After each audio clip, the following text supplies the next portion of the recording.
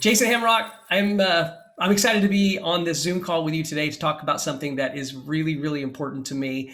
As you know, I have been involved in church planting for most of my vocational ministry life. I've been my first ministry position was in a church plant. I planted a church. I pastored a church, and as we at Missional Marketing work with churches all around the country, I gravitate towards these church planters. I just have a big heart for helping guys that are starting new works across the country, finding some momentum, getting momentum. I believe personally that church planting is one of the most effective ways to reach communities with the gospel. And so I just get really excited and really cranked about the idea of helping church planters reach more people in their community and doing it digitally.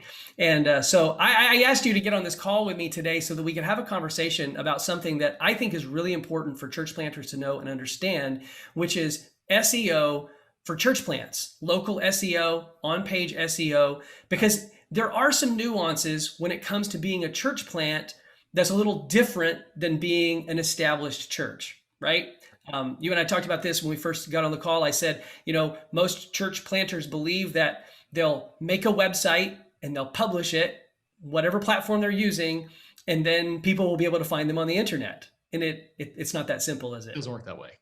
No. Why don't you share a little bit about how it does work? If I'm gonna plant a church and I'm gonna launch a website, what are some things that are going to be important for me to do to make sure that people can actually find my website when they're searching for it? Yeah, it's just like church growth, right? There's when you look at the pie, there's all kinds of ways you need to do what you need to do to grow your church. Of course, building relationships and friends are number one. Maybe even doing a direct mail piece is pretty important. Running some Facebook campaigns is really, really important.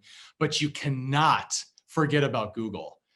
Google's probably one of the most important, next to like people inviting and bringing their friends. And that getting into Google, it's not just a couple of clicks or spin up website, you're there, right? There's a difference between local SEO and on-page SEO. And so local SEO has everything to do with Google recognizing that you truly are a church, right? And you have a storefront. You're a business that's open for business, you're growing, and you have a storefront. Right? That's how you get inside that thing called the Google local pack, right? That map with 3 search results. Okay, I'm gonna stop you there. I'm gonna stop you there. Yep. So you're talking about local SEO, which may be a new terminology, and you're talking about the Google local pack. Why don't you break down local SEO a little bit, and what does that really mean? Yeah, so local SEO, again, if you're on your phone and somebody types in churches near me, because they just moved to the area, they're looking for a new church, and you're right down the street. It doesn't matter if you're in a theater, a school, a rented facility, or you actually bought a facility, which is kind of rare for a church plant, but let's just say you have that. You actually occupy a space. Let's call it a high school. Let's say you signed a contract, you're in that high school, you kind of own that high school from Sunday mornings from 8 a.m. till noon. That's your time that your business is established there. Well, if somebody is Googling like churches near me, you absolutely want to be in that Google local pack.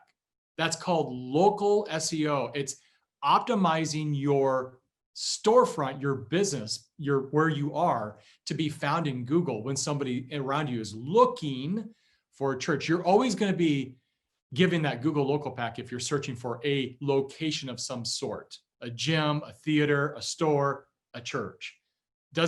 They're looking for a church. And so you want to be in that local pack. How do you get there? Well, first of all, if you're a brand new church in a brand new location, you have to get a Google My Business. You have to be able to establish that with Google. And we can spend some time talking about how do you establish a Google My Business profile.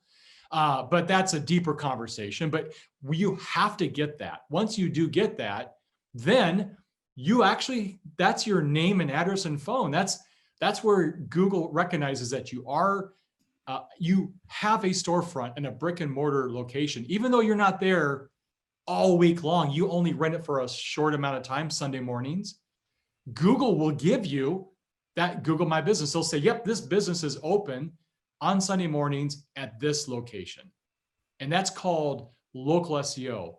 What you have to do is claim that Google My Business and then start getting reviews, adding photos, prove to Google and to people around you that you're open for business and you're inviting people. The next thing about that, though, is Google wants to make sure that you truly are open for business. And how do they know that? They might drive by, they are open for business, but more likely not, that what they're going to do is they're going to see, well, how well established is this new business on the internet in other directories? We call those citations.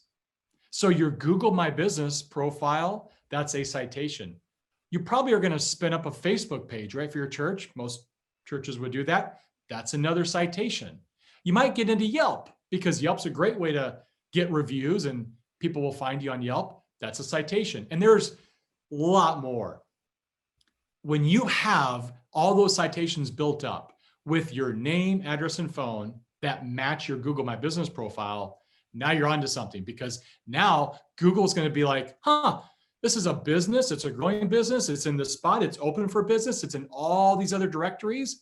Guess they're a pretty good candidate for that Google local pack. So when somebody, let's say a half a mile away or a few blocks away, they're typing in, wonder what kind of churches are around me. You have a chance to show up in that local pack. They click on you. Now they're looking at your profile. That's it's awesome to get people to click to your website or look for directions or call you.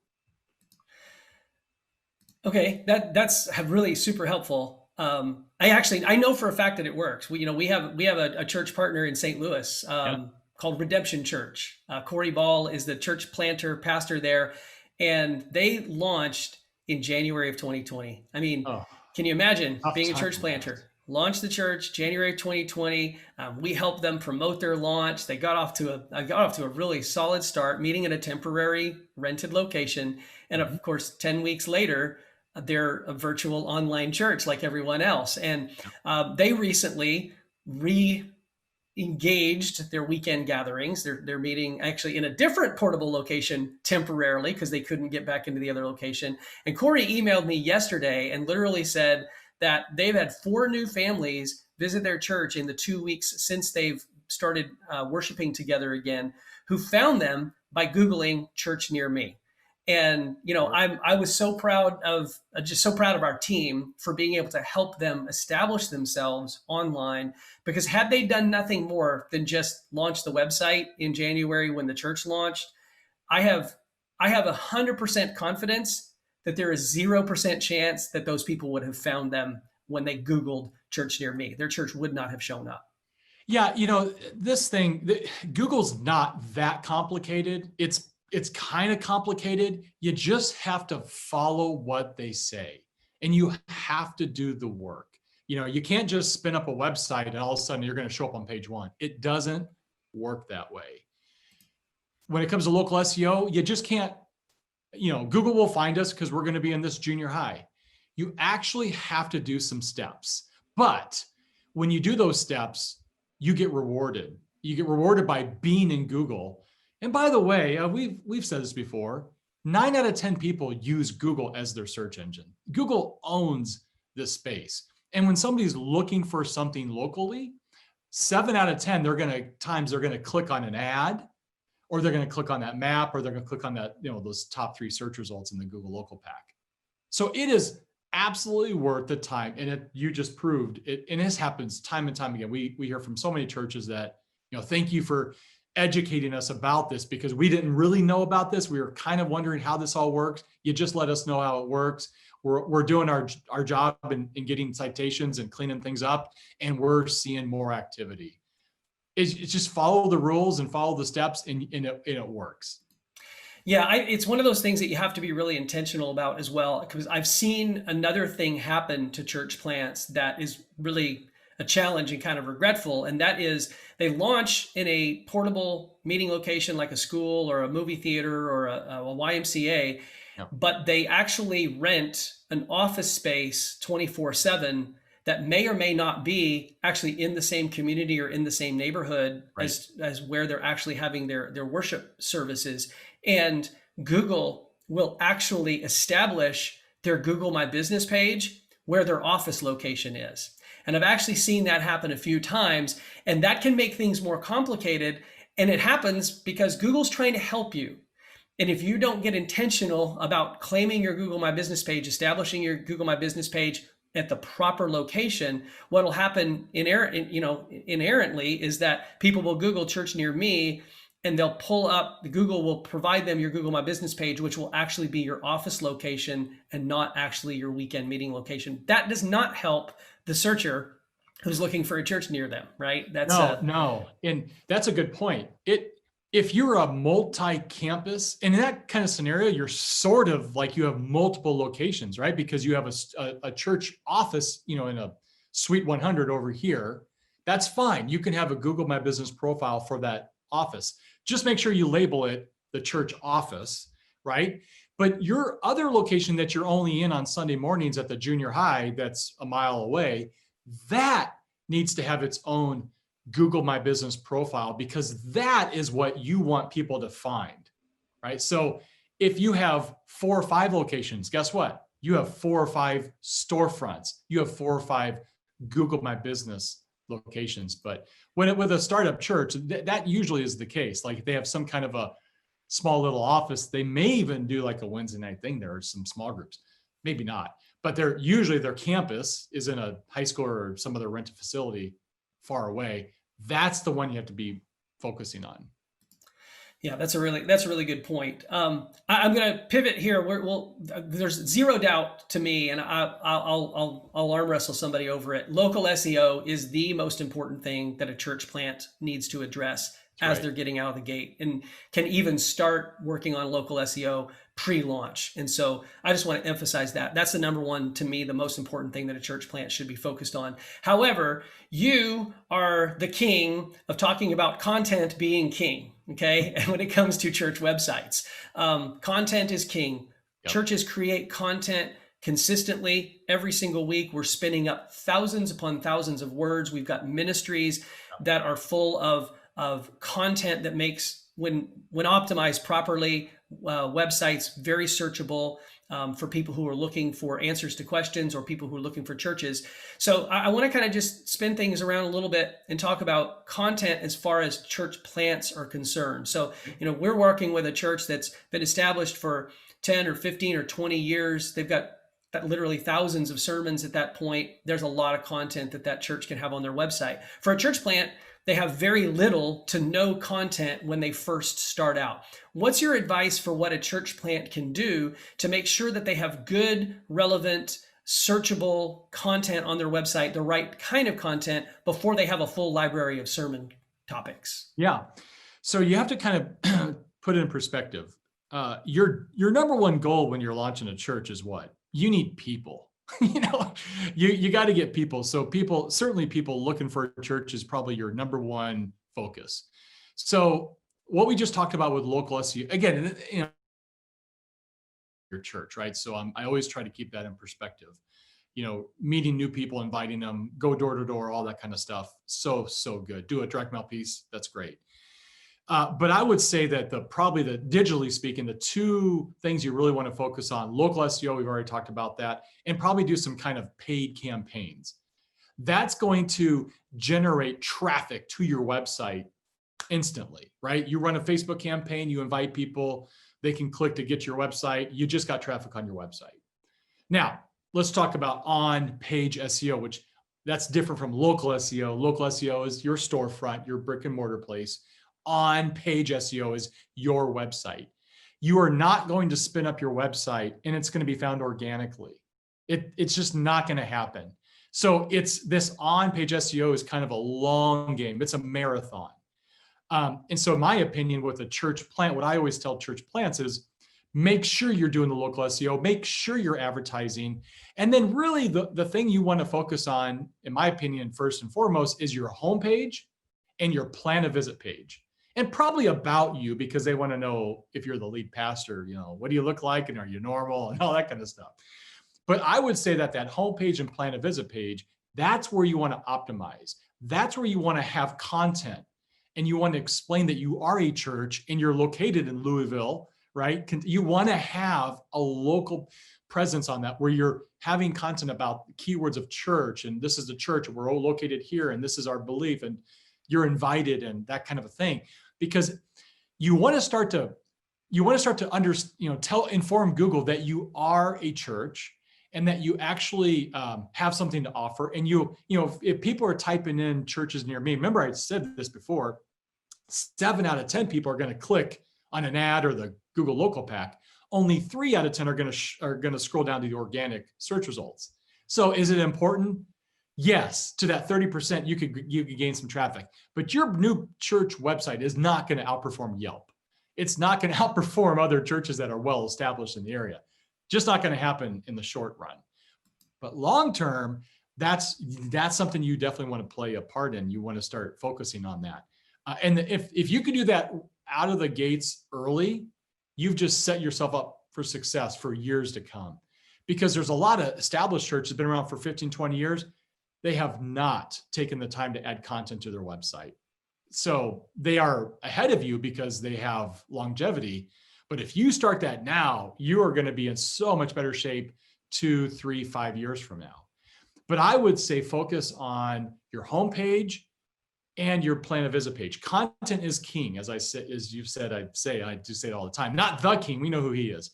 But content is so important. So having images, having colors, having JavaScript where it loads and all this kind of cool stuff, and CSS, and even having a video is so important. The problem is Google can't crawl that.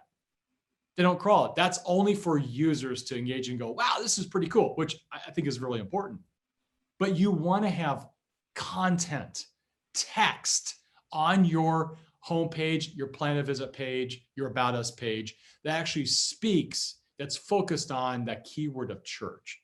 And if you do that right, you're going to start to show up organically over time. You made a really interesting point there. And if you're a church planter and you're watching this video, I'm going to share something with you that is really, really important. And that is because there is a very large church planting mission organization in the United States that when they're coaching their church planters, they tell them that the first thing that people ought to see when they get on their homepage of their website is their meeting time and their location. And my opinion, you can share your opinion on this too, as it's great to make sure that your meeting time and your location is easy for people to see and easy for people to find. But I want to make people click at least one time. One time. I would rather have a button on the top that says meeting time and location, or as you suggested, plan a visit. One click, get them into the website. That actually will help your SEO. It helps affirm for Google that people are actually spending time on your website, finding things that are relevant that they're looking for. Otherwise, if they find the meeting time and the location right above the fold on the homepage, they might just bounce, right? And that sends the wrong message to Google. Let me explain that, right? You run an ad campaign, Facebook, you show up in the local pack, people click on your website, they get to your website. Awesome. However, if Google's watching everything, they're watching everything. And if somebody gets to your website and they see all they need to know about you right there, they're going to hit the back button. That's called a bounce. They just left your website. Google will look at that and say, must not have, great content, must not be very authoritative. Sounds like we probably wouldn't want to increase this website up the search result page because people are bouncing, right? That's not good for SEO. That's not optimizing your website.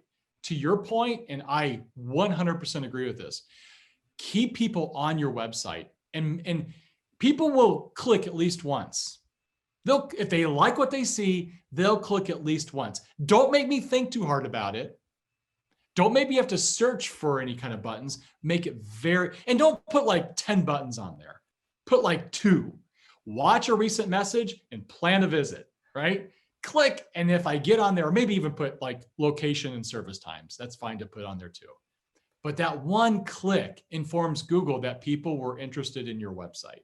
And your bounce rate then goes way down. And that's so important for a new church plant when they're wanting to get in the Google space, if you will, and actually establish themselves online. That's a really good point. And I think we're going to wrap things up there.